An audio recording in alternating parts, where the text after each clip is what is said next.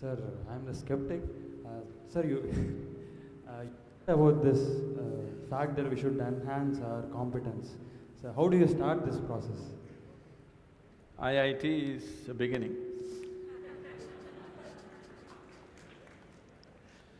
So, what are you skeptical about? You don't believe competence will work in this world, is it? Corruption is also a certain kind of competence, anyway. That was supposed to be a joke. Huh? That was supposed to be a joke. Okay, that's supposed to be a joke. So, now, how do I enhance my competence? See, let's say you want to run on the field, let's say you want to run a race, you want to run 100 meters. It is not running that you have to work on right now, you have to work on your legs and lungs and muscle and everything, isn't it so? So, if you want to become a great engineer, yes, definitely an institute like this is crucial on one level. But any number of people might have come here and gone, not all of them became great engineers. Though they might have produced hundreds of great engineers, still not all of them will become, simply because of their own individual attitudes and competence and whatever else, isn't it?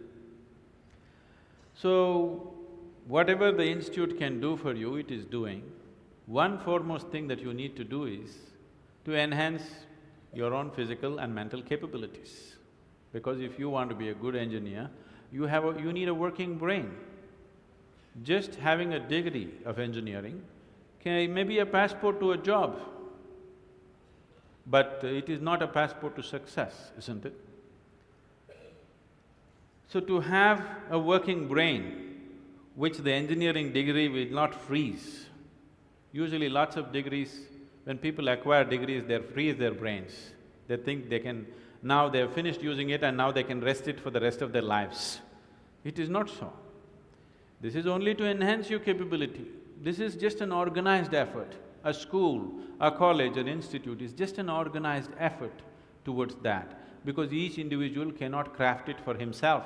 That is why an institution. Otherwise, an institution has no other purpose. It is here to just organize that possibility of you striving to be of a certain competence. But that is a mass application. But as an individual, your most important thing is you as a human being, you are functioning at the fullest level. If that has to happen, there are other dimensions which one needs to explore. Unfortunately, though these sciences and technologies for inner well-being have been the mainstay of this culture for thousands of years, today we are largely losing it for various reasons, because we want to imitate somebody else. We don't want to imitate our grandfather Topiwala anymore. We want to imitate the hat seller from another country. Because of that, we are losing those things, but we should not. We have to bring it back into our lives. This is very much a part of the way the culture itself is structured, that it is all about the human being. See, this is the only culture which talks about, which even an illiterate person in this culture is aware of, that you can actually evolve to another dimension of existence. Even if I go into a village and talk to an illiterate peasant who has not read anything, who doesn't know anything, who's not heard any of this stuff, even to him if I go, he will not ask me, give me a golden horse or something, he'll say, "Enakku mukti venum Swami." He's saying he wants ultimate liberation. Where did this fellow get this? Nowhere else on the planet this is possible.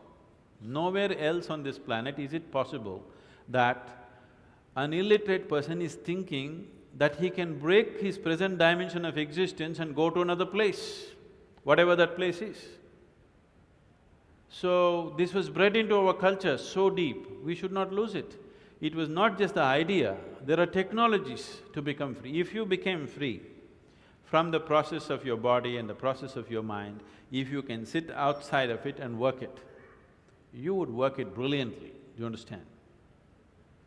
You would be able to use this body and use this mind only when you are able to not treat it as myself. These are powerful instruments in your life. These instruments can be employed the way you want it. only when you have an outside access to it. Right now, you are a phenomenal computer, but you don't know where the keyboard is. When you can't think, you scratch this spot, that's not where it is. Do you see people? When they cannot think, they're thinking hard, they scratch here.